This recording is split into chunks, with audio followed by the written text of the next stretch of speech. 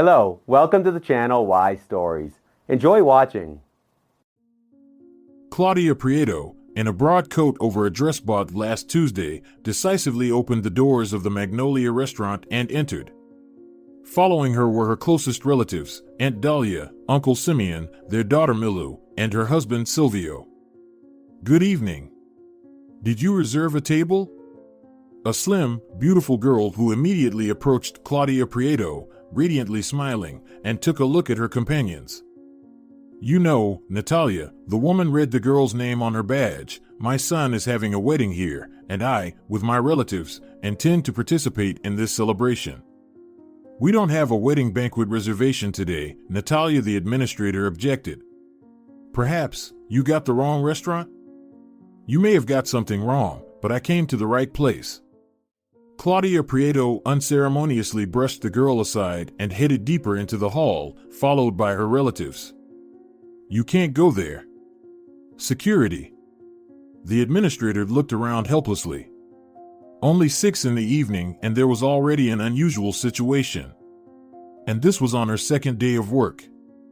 Claudia Prieto managed to pass by almost all the tables on the right, some of which were free, and turned left when a security guard, a young and strong guy in a neat suit, gently took her by the arm.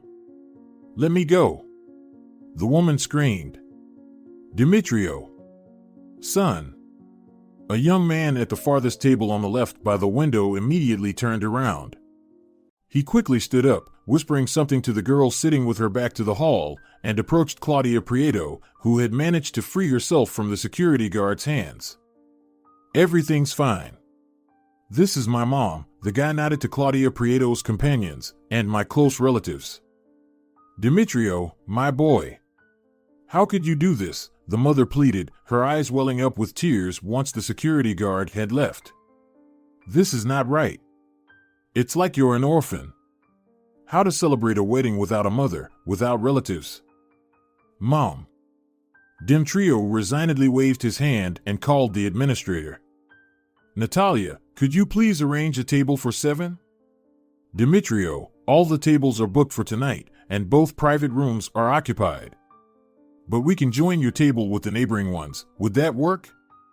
"Yes, that will work. And the wedding menu for 7 people, please." "Understood." Demetrio left the hall, and then came back quite quickly. All this time Claudia and her relatives were standing near a small stage where the musicians were tuning their instruments. "I told you that we would be at this wedding anyway," Claudia Prieto declared in an indignant whisper. "Claudia, this is a bit awkward," Aunt Dalia tried to argue. "Well, no. It will be my way." Claudia fell silent when she saw her son coming towards them. "They're setting up our table right now," Demetrio, who had approached them, announced. "We didn't plan a ceremony. So all this is a surprise to us." "Indeed, we understood," the mother pursed her lips. "You were hoping to manage without us. But what can you do? That's just the kind of mother you've been blessed with. As long as I'm still strong, you'll have to put up with me." The waiters quickly joined 2 tables, set up utensils, and snacks. One of them nodded to Demetrio, and he invited the relatives to follow him. "What a daughter-in-law I got," Claudia Prieto whispered to Aunt Dalia on the way. "Who is she that she doesn't want to see her mother-in-law on her wedding day? She didn't even get up to greet us." The group of relatives approached the table where a girl in a delicate pink dress with a high collar was sitting. Golden long curls lay on her shoulders and framed her face, which was stared at by 5 pairs of astonished eyes. Multiple scars disfigured her face to such an extent that Claudia Prieto found it unpleasant to look at it. The sight made her speechless. The rest of the guests also averted their eyes. "Meet Tina, my now legal wife," Demetrio casually introduced the girl and named all the relatives who had suddenly appeared. Tina nodded to each one. She seemed not to be embarrassed by her appearance at all. In any case, her shoulders were straight, and she was sitting absolutely upright, not trying to hide her eyes, unlike the uninvited guests. A waiter approached with a bucket, where champagne was chilling. Demetrio nodded to him, indicating that he could fill the glasses. "Mom, you probably want to make a toast?" Demetrio asked Claudia Prieto. Let Uncle Simeon make a toast. He is the eldest at this table, Claudia replied. To the health of the young. The elderly man proposed the toast, not very confidently, and downed the contents of his glass. The rest of the relatives followed his example. Demetrio and Tina sipped from their glasses. Son, could I have something stronger? Claudia Prieto unexpectedly interjected. As soon as a bottle of cognac was brought to the table, she promptly poured herself a shot, then another, washing it down with a sandwich of red caviar. A tense silence enveloped the table. In the restaurant, a light, pleasant melody began to play, performed by the musicians. One artist expertly improvised a solo on the saxophone, another sat at the piano, while a third, with a guitar, stood by the microphone. The guests drank again and chased it with snacks. The waiter brought more champagne. It was evident that everyone was slightly tipsy and feeling freer, but conversation at the table remained stilted. The guests, without looking at the bride, muttered some toasts, having switched to cognac. Claudia Prieto wasn't listening to them, but managed to down a few more shots. Indeed, Claudia, I never expected that your Demetrio would make such a choice, Aunt Dalia, who was sitting next to the groom's mother, whispered softly.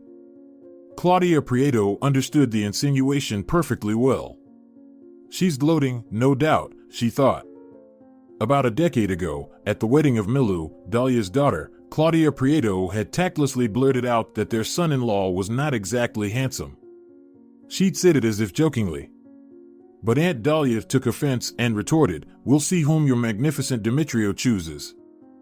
Laughing, Claudia Prieto had replied, "My daughter-in-law will be a beauty, I'm sure of it." "You'll see." And could there have been any doubt? From a young age, Demetrio had girls flocking around him.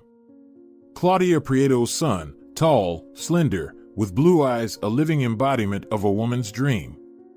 She had raised him alone since becoming a widow. His father had died when Demetrio was 12. His mother doted on him, unable to deny him anything. Only the best for Demetrio. For years she had waited for a daughter-in-law. Finally, at the age of 30, her son had decided to marry. But to her shock, he had declared to his mother that he had decided to have a quiet wedding. And he had not even introduced her to his future wife before the wedding. What a disgrace. But now she understood why. Demetrio had left for the city immediately after graduating from school. There, he had studied at the university and subsequently started working at a restaurant. Demetrio started as a waiter while still in college, later becoming a manager. Just 6 months ago, he had found a position in a trendy restaurant as an assistant manager. And in the future, he would run the restaurant, or perhaps, even open his own. The mother proudly regaled both family and neighbors with tales of Demetrio's career, taking pleasure in their impressed, even envious, gasps and sighs. Yes, this was the son she had raised. Though she herself hadn't completed any degrees, she had provided an education for her son. And he, in a way, carried on the family dynasty. Claudia herself had started as a cook before becoming the head of a small cafe. And then Demetrio chose to work in a restaurant, more substantial than that cafe, and oh so stylish and expensive. This would have been the ideal venue for a grand wedding celebration, to invite the whole clan instead of just the closest kin.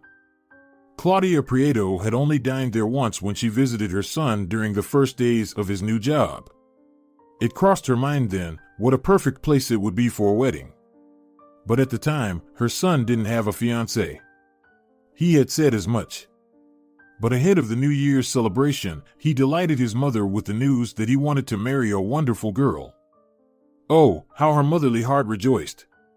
He had promised to bring her home, to introduce her, but he never did. Then he stopped calling, avoided conversations, including ones about the wedding. Just a week ago, he announced that they would simply sign the marriage papers and dine at the restaurant where he worked, just the two of them. He even asked his mother not to question this decision. Demetrio promised he would explain everything later. But Claudia Prieto couldn't sit still when her son was getting married. She convinced her Aunt Dalia to ride with her in Uncle Simeon's car. Milu couldn't miss such an event either. She was Claudia Prieto's cousin, nearly 20 years younger, and the same age as Demetrio. They had been close in childhood. How could she not attend the wedding? Even if no one had invited her, one can't hide from family.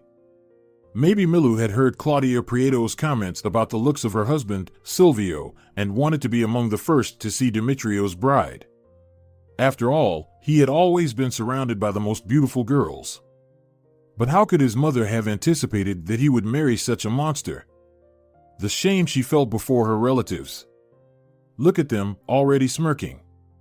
Even Milu's unattractive husband Silvio seemed to feel handsome. He glanced at Claudia Prieto's new daughter-in-law and whispered something to his wife. Likely, they were discussing Tina's unattractiveness. And yet, her beautiful son acted as if nothing was amiss, holding his chosen one's hand and looking into her eyes. What was this madness? Had she bewitched him? Tears welled in the eyes of the insulted mother. "My son, how could you choose such an ugly woman to be your wife?" she sobbed when Tina excused herself from the table. The bride hadn't gone far and undoubtedly heard these words. Milu giggled, Silvio roared with laughter, and Dalia covered her mouth with her hand. But Claudia Prieto had drunk enough alcohol to allow herself to voice her pent-up feelings. "I didn't expect this from you, Demetrio. It's clear now why you didn't want us to attend your wedding," she spoke quite loudly through her tears. "Mother, I beg you, be quiet," Demetrio exclaimed indignantly. "You don't know anything. What on earth is going on?" "My only son," Claudia Prieto lamented. "I raised him to be smart and handsome, and he—" She didn't get to finish because the music in the restaurant suddenly blared louder. It was an extraordinarily beautiful melody. Then, a magical female voice began to sing Ave Maria. The pure high notes rang out freely and effortlessly. Everyone at the table was transfixed, as if they had heard an angel descend from heaven. The voice was so wonderfully melodic. "Who is singing?" Claudia Prieto, momentarily forgetting her impassioned tirade, asked in astonishment and turned around, otherwise, she wouldn't have seen the stage. Standing at the microphone was Tina, her so-called ugly daughter-in-law. In a free-flowing light pink dress that fell to the floor, tall, slender, and delicate, she actually looked like an angel. What a transformation! From such a distance and in this light, the scars on her face were not visible, and even if they were, it didn't matter anymore, because her voice penetrated to the very depths of the heart, into the most hidden corners of the soul. "Oh my God," was all Claudia Prieto could utter, her hands clutching at her chest, as the music and the astounding voice subsided, and the restaurant burst into loud applause. "Who is she?" "My wife," Demetrio simply replied and went to meet Tina to help her down the stairs from the stage. He took her hand, and the newlyweds exited the room. The waitstaff brought out hot appetizers, but none of the guests felt like eating. They stared at each other in silence. "You shouldn't have spoken so ill of the bride, Claudia," Aunt Dalia chided her niece. The fog of alcohol suddenly lifted from Claudia Prieto's mind, and she felt an unbearable shame. Her son had said that she didn't know anything. Probably about how those scars had appeared on Tina's face. "I understand, Demetrio," Uncle Simeón suddenly declared. "Such a voice touches the soul. You wouldn't notice any flaws in the girl." When the son and his bride returned to the table, Claudia Prieto poured herself some mineral water, drank it down in one gulp, coughed, and said, "Tina, you sing divinely." The bride lowered her gaze and smiled. 2 months ago, Tina had walked into the psychologist's office. Her long, curling hair fell over her face, hiding the scars, but she knew how these scars disfigured her. The day before, she had borrowed a mirror from a girl in the neighboring room and saw herself in all her glory. Tears had streamed from her eyes. Had Demetrio seen her in such an ugly state? How had he not run away when Tina herself could not bear to look at herself? The psychologist seemed not to notice any changes in her appearance. As usual, she greeted her with a smile and offered her to sit in an armchair or on a sofa. Tina chose the armchair, climbed into it, tucking her legs underneath her. She knew that it was allowed in this office, and she wanted to curl up into a ball and become invisible. Only not with her above-average height. Before, her height hadn't troubled her. On the contrary, everyone around her admired her model-like appearance. And her angelic face and blonde curls, as her mother used to say, made Tina a source of admiration and joy to anyone she met, regardless of age or gender. But all of that was nothing compared to the impression her voice made. When the little girl began to sing at about 3 years old. In kindergarten and school, she was always a participant in all concerts and vocal contests, and she had no competitors. Her future as a successful solo career singer was predicted by her music school teacher, and she planned to study in a capital university. But a tragedy in her life had thwarted all plans. On the eve of the graduation ceremony, Tina's parents were killed in a car accident. After the funeral, her Aunt Licha, her mother's sister, took her to a well-known psychologist in their city for the first time.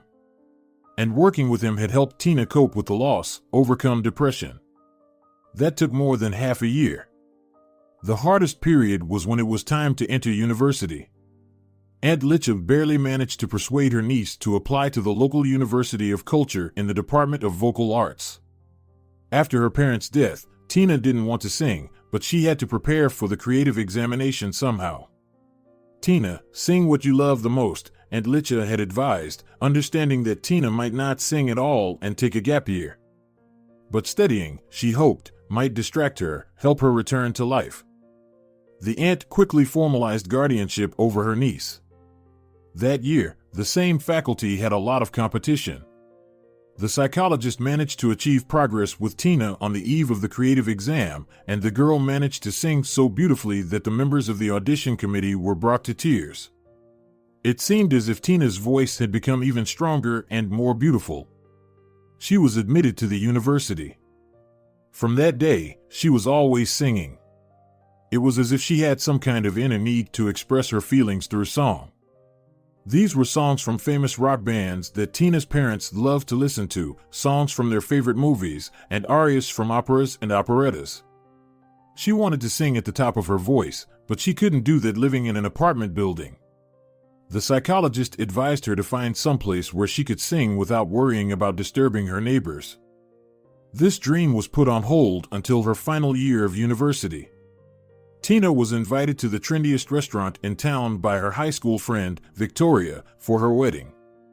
Musicians played the saxophone and piano there, and a young man sang songs to the guitar that didn't fit the usual restaurant repertoire.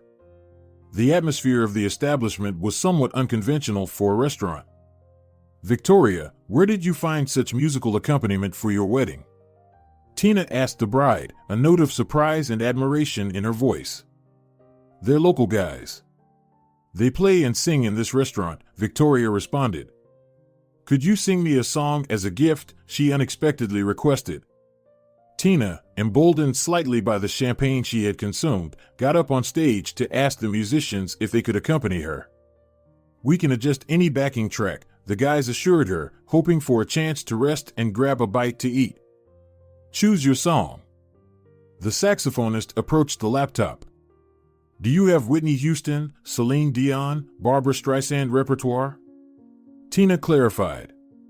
"Are you joking?" The young man raised his eyebrows in surprise. "Do you sing so well that you can handle their hits? Or has the alcohol given you courage?" "Both," Tina smiled. "Well then, here are the notes from Whitney's finale in The Bodyguard." "Thank you." Tina approached the microphone. "I think I better leave," the saxophonist declared to his friends as the music started, descending from the stage. Something's about to happen. It seemed he was certain of Tina's imminent failure. But when she began to sing, he froze in his tracks. It was too good. He couldn't believe his ears when Tina effortlessly hit the highest note. He noticed that the entire restaurant had ceased eating and speaking. All the guests watched the stage, where the girl sang a well-known musical hit so beautifully that not even Whitney Houston herself could have done better.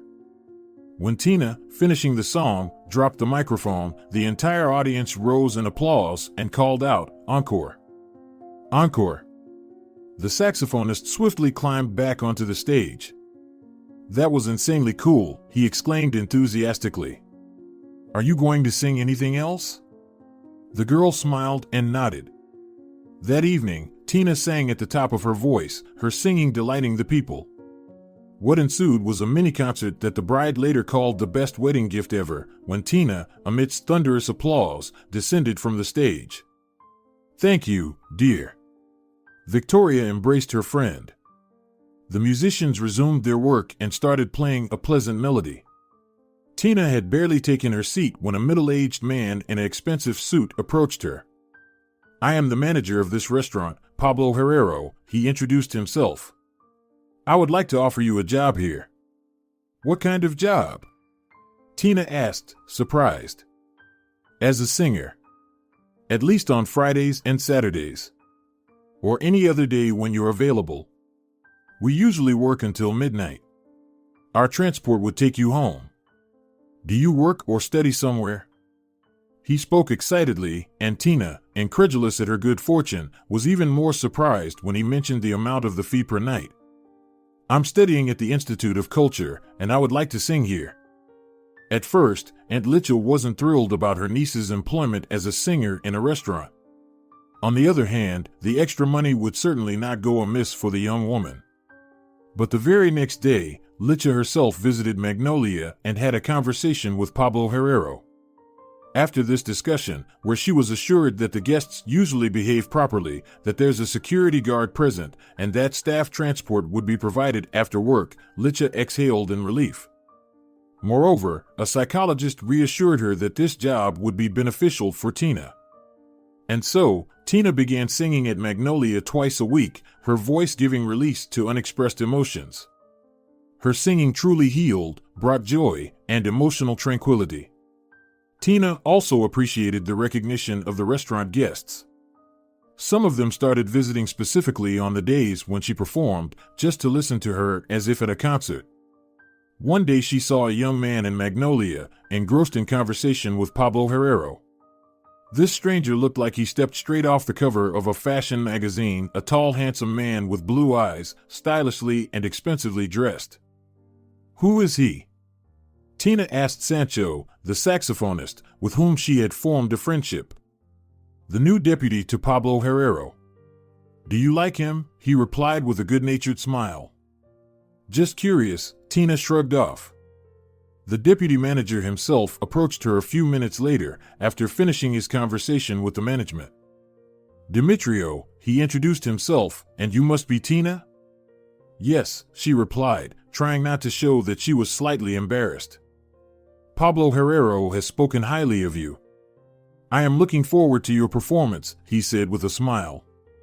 Tina looked into his blue eyes and knew she was in trouble. It was love at first sight, although she was sure that only happened in books or movies. She hardly knew this Demetrio, but something about him captivated her deeply. Not only his appearance, although it was flawless. He spoke very softly and pleasantly, emanating charm. It didn't seem like an attempt to impress, even though he undoubtedly succeeded in doing so. That evening, Tina sang for him. She kept catching his admiring gaze whenever he appeared in the room to greet especially important guests. He clearly enjoyed her singing, it was noticeable. After midnight, when the restaurant was closing, Demetrio approached her. Tina, would you mind if I drove you home tonight? He asked. The staff transportation was a microbus with a somewhat grumpy driver that would shuttle the waitstaff and the shift administrator to their homes. The musicians lived within walking distance from the restaurant. All the workers resided not too far away. But Tina had to be driven to the other end of the city. Tina agreed to the new boss's offer. She was slightly nervous, unsure of how to behave, but tried to hide her anxiety. Do you have any thoughts about pursuing a solo career in the capital? You have an extraordinary talent, Demetrio asked as they drove in his sleek new car. I've just graduated from the Institute of Culture.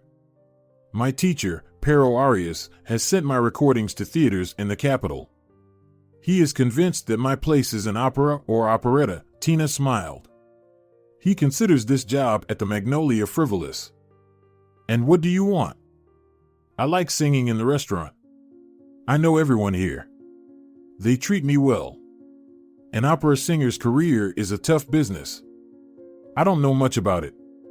In any case, I need significant support. Otherwise, as Pero Arias says, I would be chewed up and spit out right away. So, he's looking for a reliable patron among his acquaintances for me. So, you might soon leave us?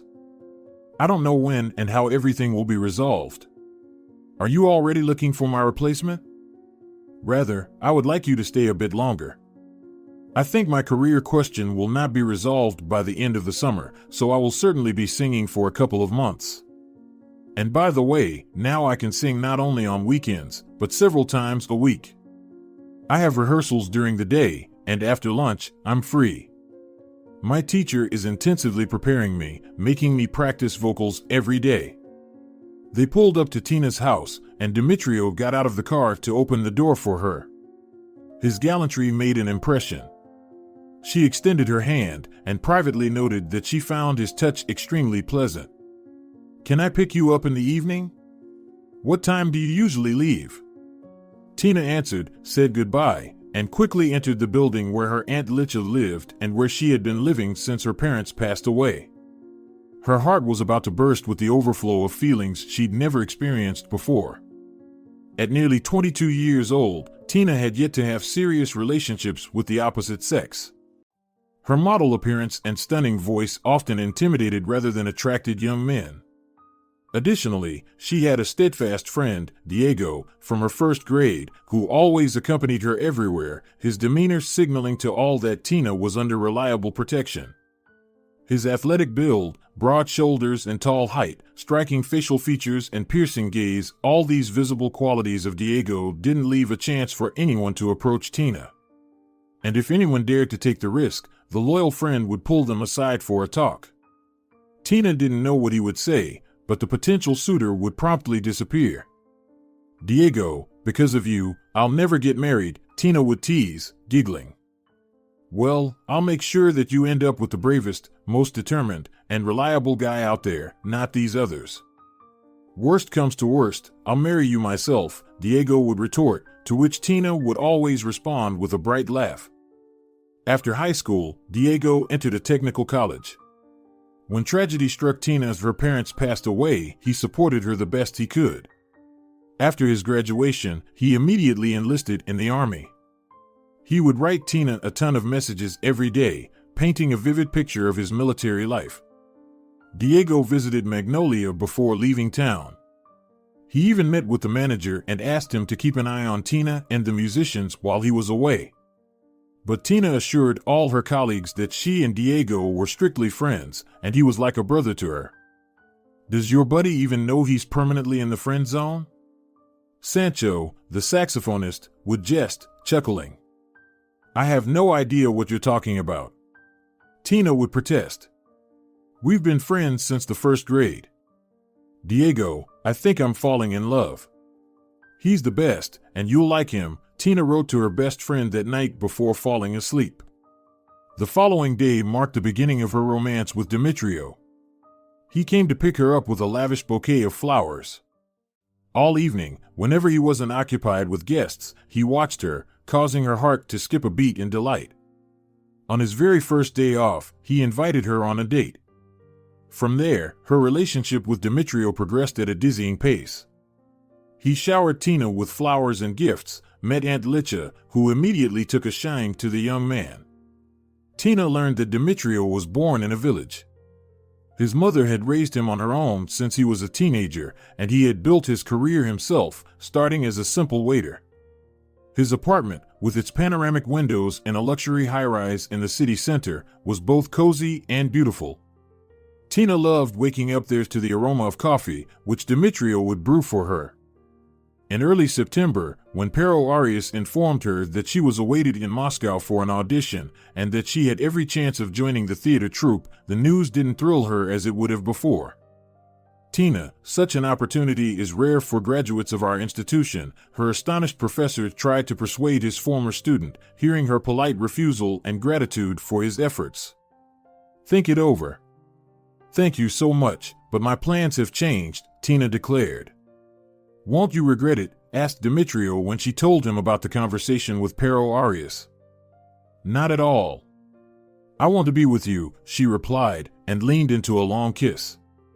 On New Year's Eve, Demetrio proposed to Tina, slipping a beautiful ring encrusted with diamonds in the shape of a flower onto her finger. On the 1st of January, they were planning to visit Demetrio's mother. He wanted to introduce her to his fiancée. They planned to celebrate New Year's Eve at Magnolia. All of December, Tina had been singing her favorite winter songs and had prepared a special repertoire for New Year's Eve. Demetrio had ordered her a dress styled like a snow maiden's coat.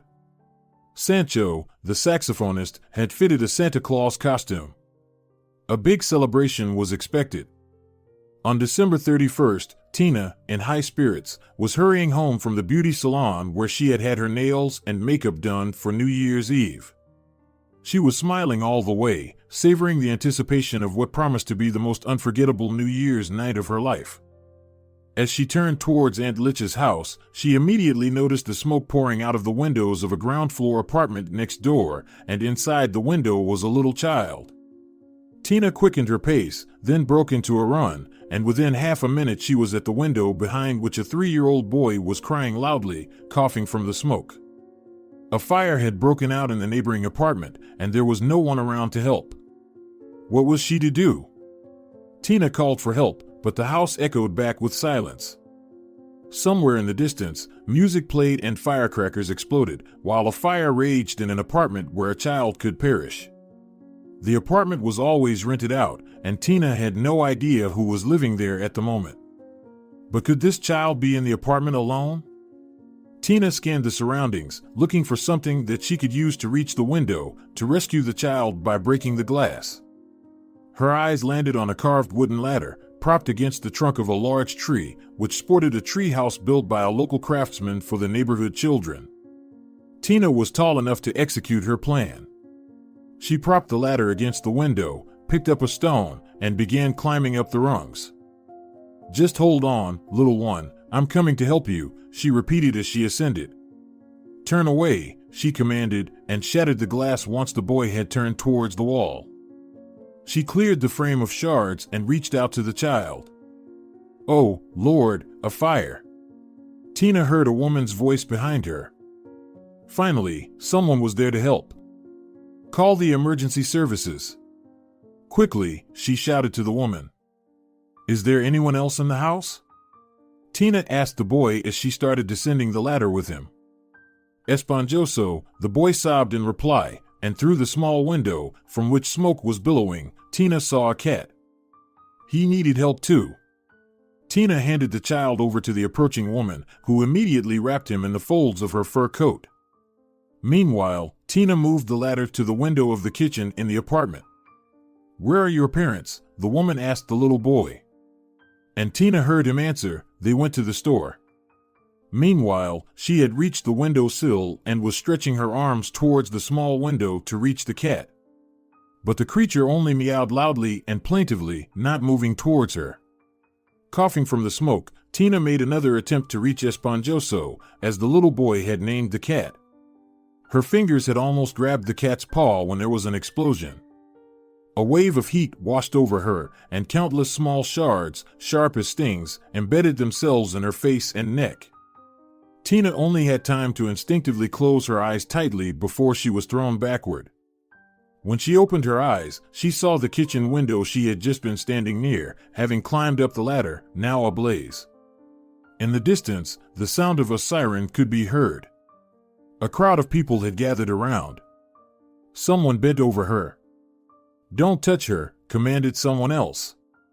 The ambulance is on its way. Tina saw the rescued boy in the woman's arms, tightly holding onto Esponjoso. The animal had had better luck than her. She lay in the snow, unable to feel her face. Later in the hospital, the pain was so unbearable that Tina was given double doses of painkillers. Window glass shards were removed from her over several hours. The injury was further complicated by the burns on her face. It's a miracle your eyes weren't affected, said the doctor, examining Tina, but your face is badly damaged. Luckily, the burns are minor. There are mostly cuts from the glass. I was told that there was a propane tank for picnics in the kitchen. That's what exploded. Tina rang in the new year within 4 drip, and in the morning, they were removing more shards. The last pieces were extracted from her face on the 3rd day. Aunt Licha and Demetrio were allowed to visit Tina on January 1st. She had no idea what she looked like, but judging by her aunt's reaction, it wasn't good. Aunt Licha covered her mouth with her hand and immediately broke into sobs, while Demetrio stood frozen with a strange smile on his face, repeating that everything could be fixed. Tina, they perform wonderful plastic surgery these days. I'll pay for it, don't worry. The most important thing is to get better. We will make everything perfect. Is it really that bad? The girl tried to keep her composure, but tears streamed down her face. Demetrio says the surgery will help, and Licha tried to reassure both her niece and herself. Tina had asked to be left alone and for no one to visit her for a while. A few days later, she was given permission to get out of bed and leave her room. That's when she borrowed a mirror from one of the girls. What she saw in it was something she couldn't have imagined in her worst nightmares. Her face was gone. All that remained were cuts and peeling skin. It couldn't possibly be her. Only her green eyes were left of the Tina she used to be. The girl froze and dropped the mirror. She was in deep shock. A nurse scolded the girl who had given her the mirror and ushered Tina back into her private room. Soon after, a psychologist came to visit her. She spent a long time talking with Tina and scheduled another meeting for the next day. When Tina entered the office, the psychologist looked at her as if she didn't notice any changes in her appearance. As usual, she greeted her with a smile and offered her a seat on the chair or the couch. Tina chose the chair, curling up on it, drawing her legs beneath her. She knew that it was allowed in this office, and all she wanted was to curl up and disappear. Meanwhile, Claudia Prieto was washing her hands in the ladies' room of the Magnolia restaurant. Aunt Dalia came out of the cubicle.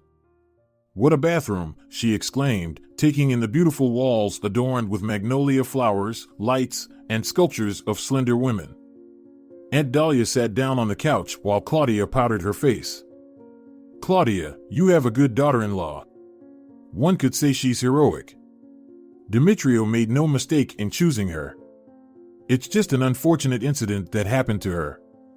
When Tina was not at the table, Demetrio had told the relatives about his fiancée getting injured in a fire while saving a little boy and his kitten. "Aunt Dalia, Demetrio told me something else. Tina is pregnant, it turns out." "Oh, what a joy," the elderly woman exclaimed in surprise. "That's why Demetrio married her," the newly minted mother-in-law continued.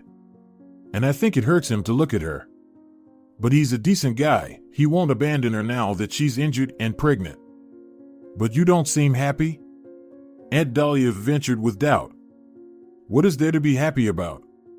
It's uncertain how all of this has affected Tina, what kind of child she will have. Maybe the child will be sick. And Demetrio plans to pay for her plastic surgery after she gives birth, which is no small amount of money. He promised to help me, but he might as well close his mortgage with that money." "Claudia, what are you talking about? Demetrio loves this girl. All difficulties can be overcome with love. I don't know if he can withstand this trial. There's no doubt that Tina sings divinely. But to see her so ugly every day, can my little boy bear it? I don't know how he manages to stay so calm." Claudia Prieto began to cry. What a trial has befallen him. "Claudia, would you really be happy if your son abandoned his pregnant girlfriend in such a predicament?" Aunt Dalia asked indignantly. "You know, I think I would have preferred not to know, not to see this Tina. But I've raised too decent a son. Demetrio loves Tina. Otherwise, why would he have married her?" "Out of pity," Claudia declared confidently. "And in general, it's uncertain how much plastic surgery will help her. Maybe it will only slightly alleviate the ugliness. But to live with such a terrifying woman for the rest of his life is terrible, no matter how well she sings." Claudia wiped away her tears and moved towards the door. Aunt Dalia sighed and followed her. Back at the table, the bride was missing. Demetrio was merrily conversing with Milu, reminiscing about their childhood years. Silvio and Uncle Simeón were devouring a meatloaf with vegetables. The women took their places. Claudia embraced her son and handed him an envelope. "This is our wedding gift to you." "Mom, why?" "You're the one who needs the money right now. The house needs repairs. I wanted to help you, but it's not possible right now. You understand, don't you?" "I understand," echoed the mother sadly. "Where's your bride?" "She's my wife now, Mom," Demetrio smiled, though somewhat sadly. She went to the ladies' room. Aunt Dalia's eyes widened. "Has it been long?" Claudia asked anxiously. "She left just after you did." "You didn't run into each other?" "No." "Maybe she went out to get some fresh air," Demetrio suggested. "She often feels nauseous morning sickness. She didn't want to have the wedding before the plastic surgery. But I insisted. I want my child to be born within wedlock." "When is she due?" asked Claudia. She moved closer so that their conversation would not be overheard by the others. However, Aunt Dalia seemed to be straining to catch every word. "The baby is due at the end of August. 5 more months." "How are you handling all of this, my boy?" the mother softly inquired. "I see a therapist." I looked Tina in the eyes. "She has very beautiful eyes." "Yes, but it's not easy to see them on such a face. So many scars.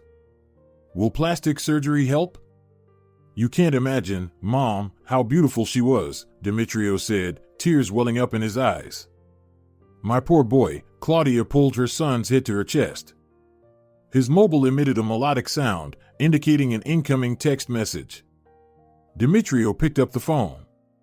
"It's from Tina." While he read, Claudia scrutinized her son, trying to understand what Tina had written and where she had gone. "The bride has left us. She was tired, not feeling well, and took a taxi," Demetrio informed her, perplexed. "She left her own wedding? Just like that?" Claudia Prieto was outraged. "Demetrio, can we stay here a little longer?" "Of course, Mom." "And you won't leave us alone?" "No, I'll stay with you." Tina went to Aunt's place. She wrote that she'll spend the night there. She wants me to spend time with you. I'll book hotel rooms for you. There's a good hotel nearby. What about your apartment? It would probably be cramped for everyone. Son, we're simple people. Milu and Silvio can go to the hotel. Aunt Dalia, Uncle Simeón, and I will stay with you, if that's okay. Do you have a couple of sofas for us? Yes, all right, I'll accommodate you at my place, Demetrio replied distractedly while typing a reply to his wife. The guests seemed to come alive after the bride's departure. Claudia asked for some cognac, and the waiter brought another bottle, changed the plates, and added more appetizers. The music here is a bit mournful, the groom's mother noted. I would dance if they played something more cheerful. Can we request that, my boy? Claudia, let's forego the dancing, Aunt Dalia interjected. Demetrio, would you please order me a coffee? And will there be cake? Silvio asked with hope in his voice. Yes. I'll order coffee now, Demetrio stood up, and they'll bring out the cake. Claudia, didn't you understand? Aunt Dalia asked indignantly as the groom left the table and then the hall. Understand what? It seems that Tina heard our conversation in the ladies' room. That's why she left. I didn't say anything inappropriate, Claudia retorted. Only the truth. Well, even the truth can be hurtful, Aunt Dalia sighed. We upset the poor girl. And look how bewildered Demetrio is. We shouldn't have come. Oh, please, Claudia Prieto scoffed. We did the right thing by coming. And Tina needs to get used to her new family. Getting married isn't like going to the movies. Demetrio asked the waiter to bring coffee and cake, then he retreated to his office. He reopened the message from Tina on his phone and read it again, My love. I feel very unwell, sorry. I'm going to Aunt Lich's and we'll spend the night there. Take care of your family, don't worry about me. Kisses. He dialed Tina's number, but a woman's voice on the line informed him that the subscriber was temporarily unavailable. Demetrio covered his face. He felt an overwhelming fatigue. More than 3 months had passed since that ill-fated day of the fire when Tina was horribly injured. When he first walked into her hospital room, he was horrified by the sight of her face. Is this really Tina? He thought at the time. Perhaps there had been some mistake, and this girl with the disfigured face was pretending to be his beloved. He loved to kiss her lips, nose, cheeks, and her perfect chin. Now he couldn't imagine ever being able to touch what he saw in place of Tina's face. Of course, the idea of plastic surgery came to him immediately, and he voiced it right away, more to reassure himself than the girl. But upon leaving the room, he immediately went to the doctor's office to find out if her previous appearance could be restored. Young man, we are doing everything in our power, the elderly doctor replied. First we need to heal the cuts and burns, and then we can talk about plastic surgery. Look for a clinic where they can do it well, with the best result. We have other tasks here. Besides, your girlfriend is pregnant, so in any case, it would be better to postpone the plastic surgery until after the birth of the child. Pregnant? Demetrio asked again. I didn't know. It seems she herself was unsure, but today it's been confirmed. She's about 4 weeks along. Demetrio felt completely shattered after New Year's Eve, which he had to work through, knowing that Tina was in trouble. They hadn't allowed him to see her yesterday. Pablo Herrero told him he could stay at the hospital, that they'd managed without him at Magnolia. They had managed to find a singer for the holiday night, and everything else at the restaurant was already in place. There was nothing to worry about. But Demetrio didn't know what to do with himself and decided it would be better for him to work until morning, then head straight to Aunt Lich's, whom he had already contacted and made arrangements with, and go to the hospital with her to see Tina. Those who had booked tables for New Year's Eve at Magnolia were looking for relaxation and fun, and they didn't care about his tragedy. He simply had to do his job. When the chime struck midnight, he went to his office and downed half a glass of whiskey. That was how his new year began. But at the time, he didn't know what he would see in the morning. Demetrio took weeping Aunt Licha home and headed to his own place, where he downed another measure of whiskey. Exhaustion took its toll, and he fell into a deep sleep. The next day, the doctor said that Tina didn't want to see anyone for the time being, and it would be better to respect her wishes, and that a psychologist would work with her once she was able to get around. Demetrio thought that he himself could also use a psychologist. One of his classmates had just earned a degree in psychology. He decided to call him. I don't know if I can accept Tina with all these changes. Life didn't prepare me for this, Demetrio said, clutching his head with his hands. I can't be with her, and I understand that leaving would be too cruel, and it wouldn't make things any easier for me. Is there anything left in that girl that your gaze could latch onto? The friend-turned-psychologist asked. Only her eyes and hair. That will be enough. Every time you look at your girlfriend, focus your attention only on her eyes and hair. We choose what we want to see. That's how our brain works. You'll learn, and over time, you'll stop noticing her changed face. Does that actually work? Demetrio questioned his friend's competence. He found it hard to believe that he could not notice what had happened to the face that was once the most beautiful in the world. Does it work for anyone? It will work for you too if you really want it. Do you want to stay with her? Or do you really want to leave? Then we'll need to talk differently, the friend psychologist suggested. No, I want to stay with her. I'll try, Demetrio declared decisively. He went for a few more sessions with his psychologist friend and indeed began to feel better. When he saw Tina again, he focused only on her eyes. They were the same beautiful green. Tina, too, saw a psychologist trying to accept the terrifying changes within herself. And it helped. The healing scars somewhat eased the sight, or perhaps, as his friend had promised, Demetrio was growing accustomed to his lover's new face. After her discharge, Demetrio tried to persuade Tina to move in with him, but she adamantly refused, returning to Aunt Lich's apartment. For now, Tina couldn't work at the restaurant, and her spot was filled by the singer who had performed on New Year's Eve. Every day, Demetrio visited Tina, bringing flowers, groceries, and her favorite dishes from the restaurant. She read a lot, rewatched her favorite movies, and had video calls with her psychologist. She never complained about her health, but Aunt Licha discreetly told Demetrio that Tina felt nauseated almost daily. Despite Demetrio's daily visits, he and Tina had drifted apart. They only embraced when they met, and kisses or anything more intimate weren't even brought up. Their conversations revolved around events at the restaurant, the books Tina read, and the movies she watched. After a month, Demetrio suggested evening walks when he wasn't working. Tina would wrap half her face with a scarf, pull a hat down to her forehead, and they would wander the nearby parks and squares. When they found out they would have a son during an ultrasound, Demetrio proposed they make their relationship official before the baby was born. Tina didn't like the idea. "I wanted a normal wedding," she said with tears in her eyes. "I thought I'd be the most beautiful bride in a white dress. And now what? Let's wait until the baby is born and I have the plastic surgery."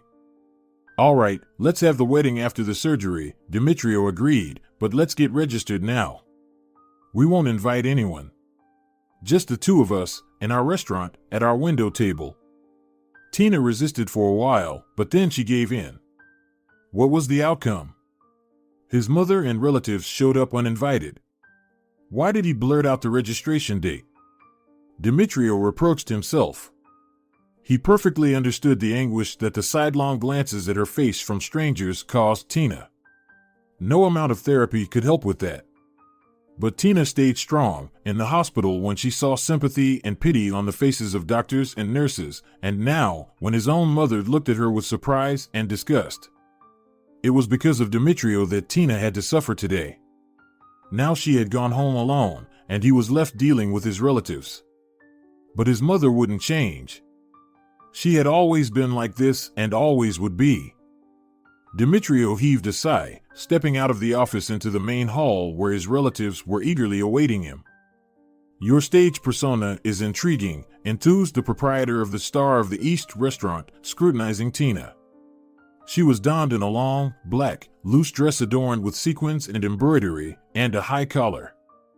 A small cap speckled with paillettes sat on her head, hiding her forehead, while a thick lace veil concealed the lower half of her face. Thus, her green eyes, accentuated by bright makeup that made them even more expressive, were the only features visible. Her long, wavy, blonde hair cascaded down her delicate shoulders. "Why do you hide your face?" "I'd rather not discuss that," Tina responded. "If you're satisfied with my voice and my image, I would like to get to work." "I see, intrigue. That suits our establishment. Your voice is perfect. And it's impressive that you can sing not only in English but also in Turkish and Arabic." "Yes, I know several songs." "Do you realize that we're open all night? We're the only nightclub in town, but we open at 6 in the evening. Are you comfortable with that schedule?" "Yes. That was specified in the job posting online." "Well," the short, bald man rubbed his hands in satisfaction, "you can start work tonight." And so, Tina exited the restaurant onto the bustling street. The previous night, she had arrived by train in this southern city by the sea. Completely shattered on the day of her wedding, when she returned to Aunt Lich's apartment, she already had a plan. She found a singer's vacancy in a restaurant online, sent a recording of several popular songs, and received an invitation almost instantly. She quickly booked a train ticket via a mobile app. She told Aunt Licha that she was leaving to join Demetrio. Then she packed her bags, put on a medical mask, and headed to the station. Later that night, on the train, she penned a detailed message to her aunt, "My dearest, beloved auntie. I am grateful for everything you've done for me.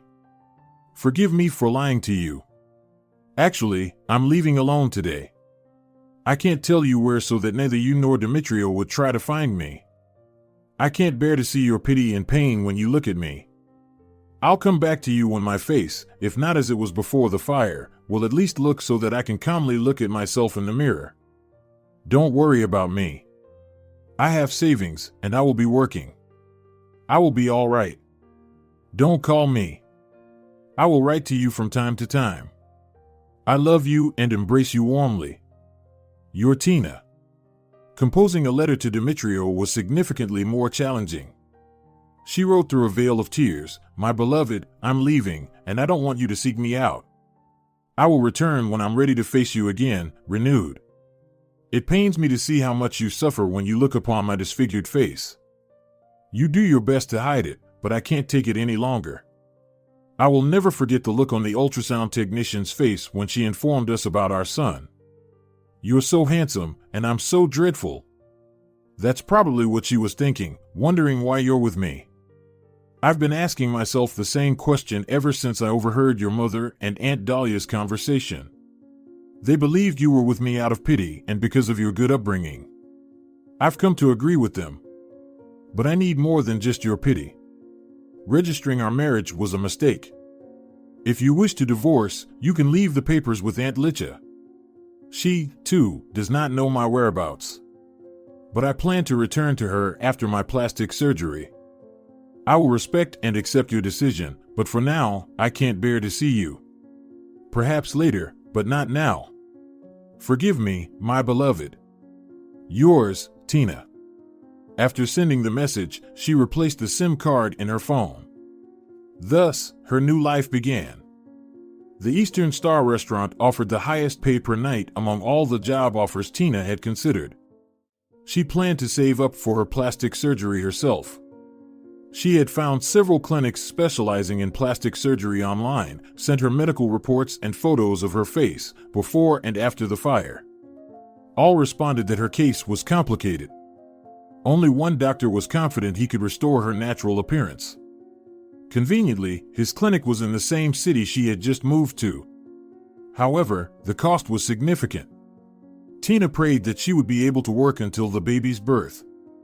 That way, she could save enough for the surgery and the delivery at the same private clinic where she planned to have her surgery. She didn't want to risk her baby's health either. And this clinic could provide support with the baby during her surgery and recovery period. Through a website, Tina found an apartment in the southern city where she planned to work. While traveling by train, she also sourced and ordered the accessories for her stage image to hide her facial deformity. She had brought her performance dress with her. She had chosen a loose silhouette dress. Her pregnancy was not yet visible, and it seemed that Tina's body structure would allow her to conceal her condition for the longest possible time, but it was better to play it safe and avoid anything form-fitting. The morning sickness had receded. Tina quickly adapted to the nocturnal lifestyle. During the day, she made sure to get plenty of sleep, shrouding her windows with dark, opaque curtains. After her nightly performances, she would stroll along the boardwalk, breathing in the salty sea air and basking in the soft morning sun. She never forgot her vitamins and paid close attention to her diet. She still loved to sing, and the Eastern Star proved to be a peaceful establishment, free from fights and loud disputes. Here, belly dancing was the common performance, but Tina kept to herself. She was promptly given a private dressing room, off limits to anyone else. The owner of the place held her in high regard, cherishing her vocal talents. He often lamented that she would only work until mid-August, as originally stated. The patrons of the restaurant thoroughly enjoyed Tina's performances. Several men attempted to strike up conversations with her, but she immediately asked the owner to deter such advances. He took it upon himself to deal with anyone who infringed on her space. The security staff also ensured that Tina's interests were always protected. She considered herself fortunate in this regard. In June, on her days off, she spent more time secluded in the hidden corners of the wild beach, donning a wide-brimmed hat and covering her face with a thick, white veil. In this city, no one saw her without this essential accessory. Once a week, she would swap in her old SIM card and send Aunt Licha short messages, assuring her that everything was fine, and she would wait for a reply. Aunt Licha wrote that she missed her and eagerly awaited her return, also mentioning that Demetrio often came around, hoping for any news about Tina. Tina knew without Aunt Licha's words that her husband was worried and anxious. The first time she swapped her SIM card, a deluge of messages from Demetrio and her childhood friend, Diego, poured in. She hadn't informed Diego of her whereabouts all this time. "Tina, please tell me where you are. I'm very worried and I want to see you," Demetrio pleaded. "Can I help you financially?" he asked. Tina had blocked the bank cards she used in her hometown and opened new ones. Mostly, she dealt with cash, and she certainly did not count on Demetrio's assistance. She wanted to retort, "Give the money to your mother," remembering the conversation she had accidentally overheard between her mother-in-law and Aunt Dalia. But Tina wouldn't allow herself such a childish response. She simply declined, writing, "I'm doing fine. I don't need the money." The possibility of additional finances wouldn't hurt, even though Tina had already managed to accumulate nearly half the sum she needed, despite her daily expenses.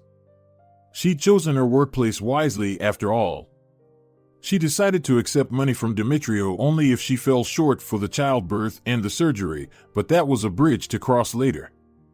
"Diego, forgive me for vanishing," she wrote to her childhood friend. "Unpleasant things happened in my life, and I had to change my residence. I'll return in the fall.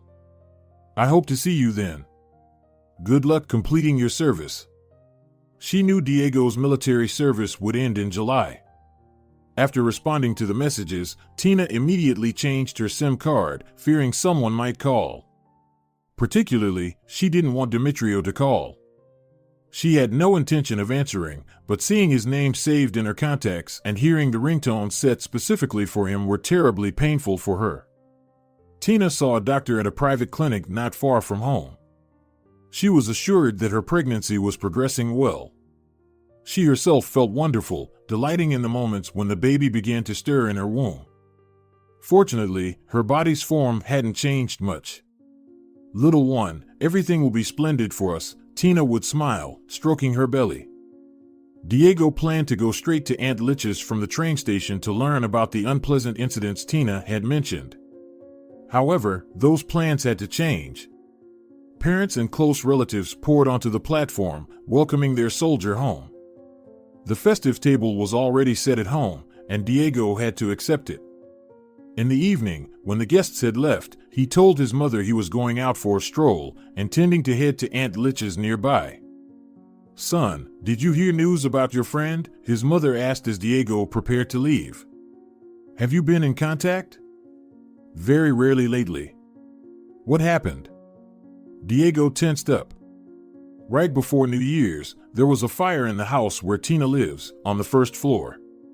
A mother had left her 3-year-old alone to pop to the shop, and the little one found matches. Tina managed to pull the child out of the window during the fire, but she got injured. There was a picnic gas canister in the kitchen. It exploded. Her face, it was very sad. "I didn't see it myself, people told me." She wrote to me in December that she was going to get married, Diego replied sadly, then she stopped writing. "I figured a happily married woman doesn't have time to keep up with childhood friends. Where is she now?" "I heard she left in an unknown direction on her wedding day." "Thanks for telling me." Diego kissed his mother on the cheek and stepped outside. Diego bumped into Aunt Licha at the store and helped her carry her grocery bags home. The woman was glad to see her niece's faithful friend. "It's a pity you weren't around, Diego," she said after narrating the aftermath of the fire for Tina. "The psychologist did everything she could, and there were improvements, but she needed time before plastic surgery." "Why?" Diego asked, surprised. "Tina is pregnant. The doctor said anesthesia would harm the baby, and physically it was better to wait. But psychologically, Tina was not coping. She was so distressed every time her fiancé came to see her, upset that he saw her in that state. But he didn't refuse to marry her, the young man pointed out. "That's right. And now he comes almost every day to see if there's any news from her. Why doesn't he look for her?" "She doesn't want him to. He respects her decision." As they reached the apartment, Aunt Licha invited Diego in for a cup of coffee. He accepted. But no sooner had she put the kettle on the stove than the doorbell rang. That must be Demetrio. Soon, Demetrio entered the kitchen with Aunt Licha. Diego immediately guessed it was him. Not just because of the phrase the woman said upon seeing him at the doorstep. This handsome man with blue eyes could indeed make Tina fall in love with him. Resisting such a character was undoubtedly impossible. Aunt Licha introduced the young men and left the kitchen to get her phone to read them a text from Tina. "So you're that childhood friend of my wife?" Demetrio sighed sadly. "It seems so, since she talked to you about me," Diego agreed. "How could you let her go? She, in a way, ran away from our wedding." "Did you upset her?" Diego asked sternly. "No, I didn't hurt her. But she might have overheard a conversation between my mother and her aunt. They weren't ready for how Tina looks now." Demetrio fell silent, searching for words. "Ugly?" Diego clarified. Unusual, Demetrio found the right word. "Aunt Licha told me what happened." "What are you planning to do?" "Wait for her to come back," Demetrio simply answered. Diego declined the offer for coffee, citing pressing matters, and bid farewell to Aunt Licha. He felt a strong aversion to shaking Demetrio's hand and was glad the man hadn't offered it. They exchanged simple nods of parting. Diego couldn't fathom the seething rage he felt towards Tina's husband. The easiest explanation would be jealousy. He was scared to admit to himself that his feelings towards his childhood friend, Tina, were far from platonic. Her message, wherein she wrote about falling in love, had profoundly shaken him. He had regretted not confessing his feelings to her before leaving for his service duty. He chastised himself for that every day since receiving that text message. But would anything have changed had he confessed? Would Tina's love for Demetrio not have come to pass if she knew Diego's true feelings? It was impossible to know now. However, what he knew for certain was that no amount of disfigurement could alter his feelings for Tina. In this, he was resolute. Returning home, he decided to commence the search for his beloved. Regardless of the fact that she was married to another man and expecting his child, she was alone now and needed support, even if she was too stubborn to admit it. It meant that a loyal friend needed to find her and stand by her until she decided what to do next. Diego scrolled through his mobile feed, clicking on amusing viral videos.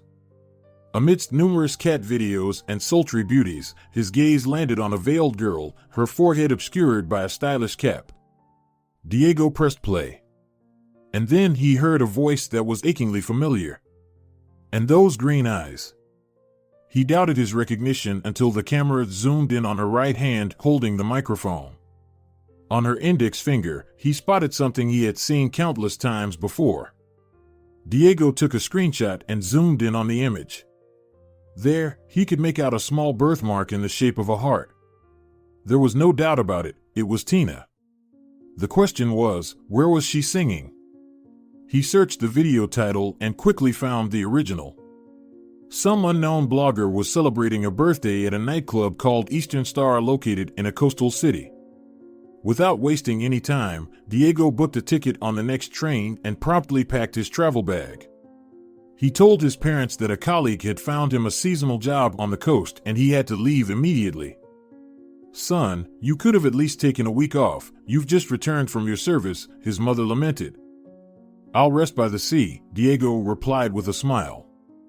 Throughout his journey, he watched the video several times, amazed that Tina was singing in some Eastern language. Despite it being unusual, it sounded wonderful, just like any song performed by her. Her veiled face added an aura of mystery, and her eyes radiated an immense amount of energy and warmth. Diego went to the Eastern Star website and clicked on the job section. They were hiring waiters and bartenders, even without experience, with on-the-job training provided. This was perfect. He could work at the same place as Tina. Diego quickly put together a resume and sent it to the email listed on the site. As he was getting off the train, he received a message saying he was expected for an interview in 2 hours. He confirmed his attendance. That very evening, Diego donned the restaurant uniform and commenced his duties as a waiter.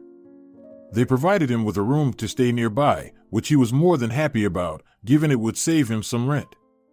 He had some savings, but he knew those would come in handy for Tina. "You'll start off clearing the tables," instructed the manager. "Tomorrow, I'll teach you a little before your shift. In truth, there's nothing too complicated. You just need to learn the menu and familiarize yourself with the drinks the bar offers." "Sounds good," Diego readily agreed. He got to know his colleagues. Seeing the affable young man, some of the dancers approached him. Introducing himself with a light joke, he quickly won the girls over. "At last, a decent guy has come to work with us," one of them commented. Diego didn't quite grasp what she meant. He was eagerly awaiting Tina's arrival. He recognized her by her walk, a light, almost gliding step. That's how she entered the restaurant, freezing in surprise as her childhood friend emerged in a restaurant uniform with a tray in his hands. "Diego, what are you doing here?" Tina exclaimed joyfully. She abruptly stopped herself, probably remembering her face was hidden behind a veil. "Tina!" Diego quickly put down the tray and rushed over to embrace her. "Just be careful," she whispered. "Of course," he murmured, understanding that Tina was alluding to her pregnancy, although there was no visible sign of a baby bump, especially beneath her loose-fitting maxi dress. "So much for my incognito," Tina remarked. "What a coincidence you're working here. You must have just gotten back from the military, right? Just please, don't let anyone know I'm here too. I'm so happy to see you." "I'm happy to see you too, Tina. But what's with the cloak and dagger? Why are you hiding?" Diego wanted to hear Tina's side of the story, so he didn't mention that he knew what had happened to her. "By the way, this stage persona is really cool. It suits you, you look stunning." He was speaking the truth. Diego wasn't just flattering her. "I'll tell you everything," Tina promised before heading towards the stage. In the early morning, after their shifts ended, they strolled slowly through the deserted resort town.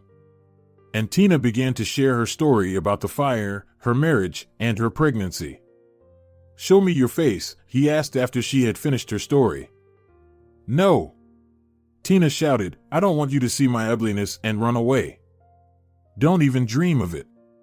I've seen your face when you were sick with chickenpox in the 6th grade, remember? I managed to endure it." "No, it's worse now," Tina said, her voice filled with sadness. And she removed her veil and hat.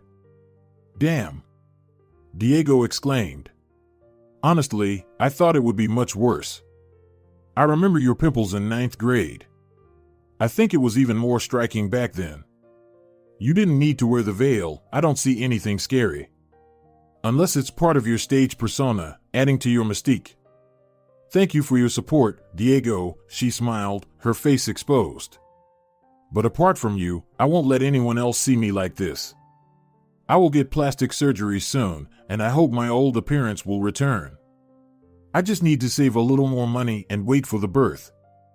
Would you accept a small amount from me?" Diego cautiously inquired. "Well, only if it's small," Tina laughed. "It's so great that we've met. I missed you so much. I only realized it now." They took each other's hands, just as they did when they were children, and walked along the promenade towards Tina's house. That's what she had been missing all this time, her loyal friend, Diego. He looked at her just as he did when she was beautiful and appealing to all.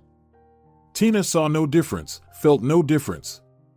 And it felt so great because everyone, except Diego, who saw her after the fire, could not hide their terror and pity. He looked at her as if she was just as beautiful as the day they parted when he left for his service.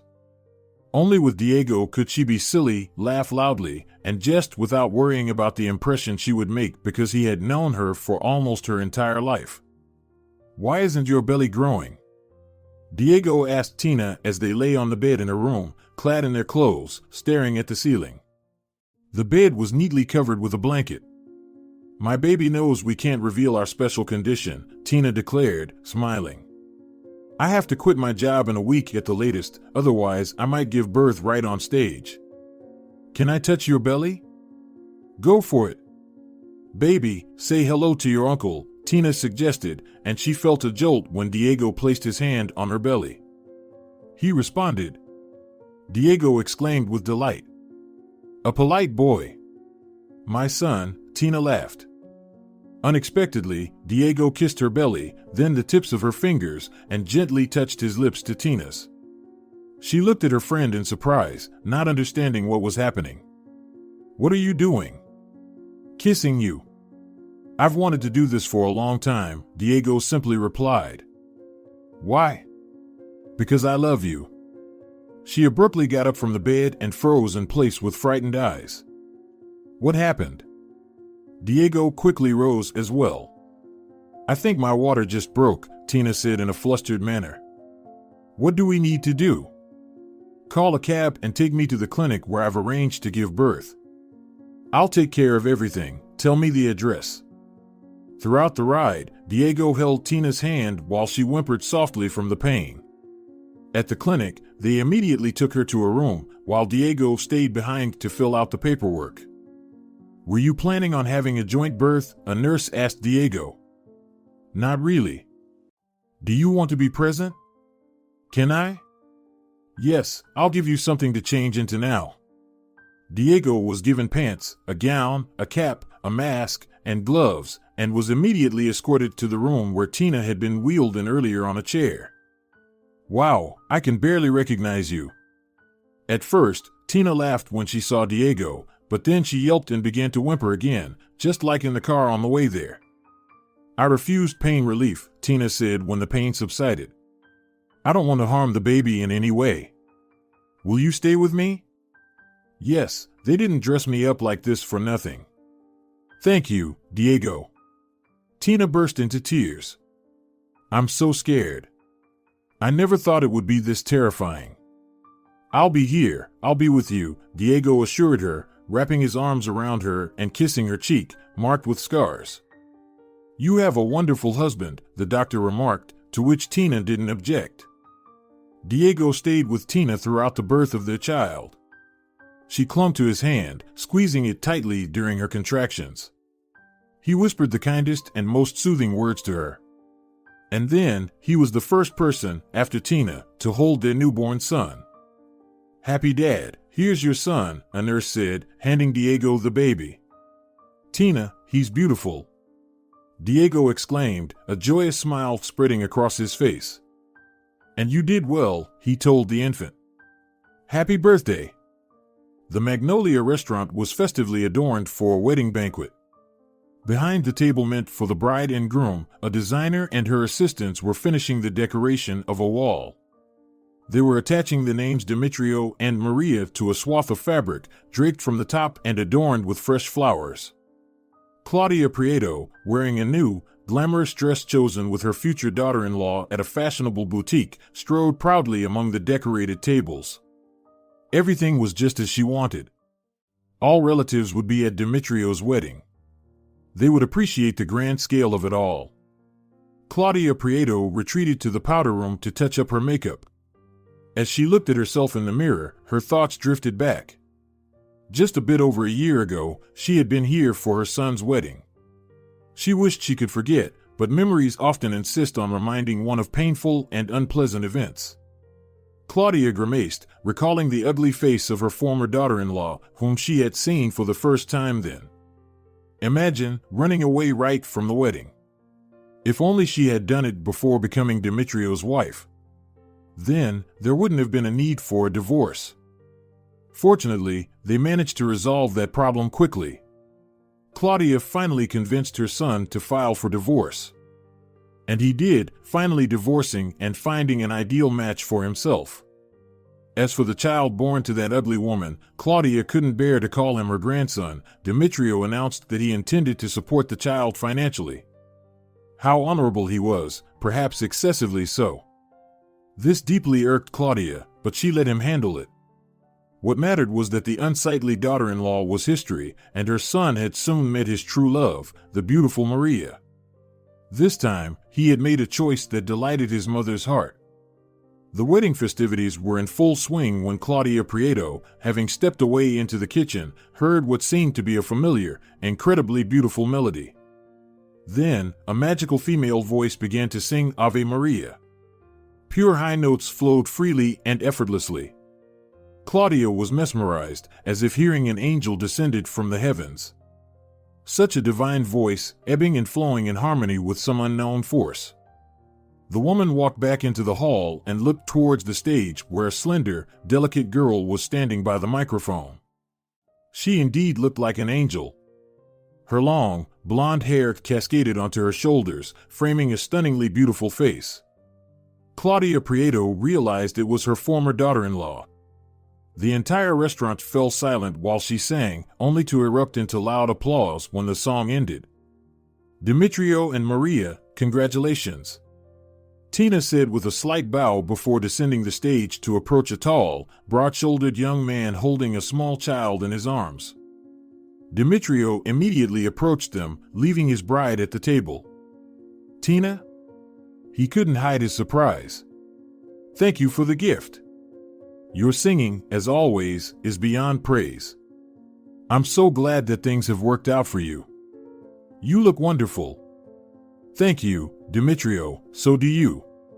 Let me introduce you, this is my husband, Diego. We've already met, Demetrio said, somewhat disconcerted, averting his gaze. The situation was becoming rather awkward for him.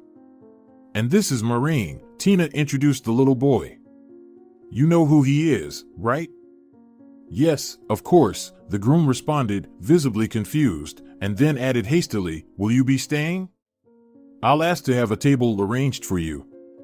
No, Demetrio, thank you, Tina smiled. It's time for us to leave. We just stopped by to congratulate you. We learned about your wedding from some mutual friends. With that, they left the restaurant. The groom sighed, watching them leave, before returning to his bride and slightly bewildered mother. If you're enjoying it as well, leave a like and subscribe.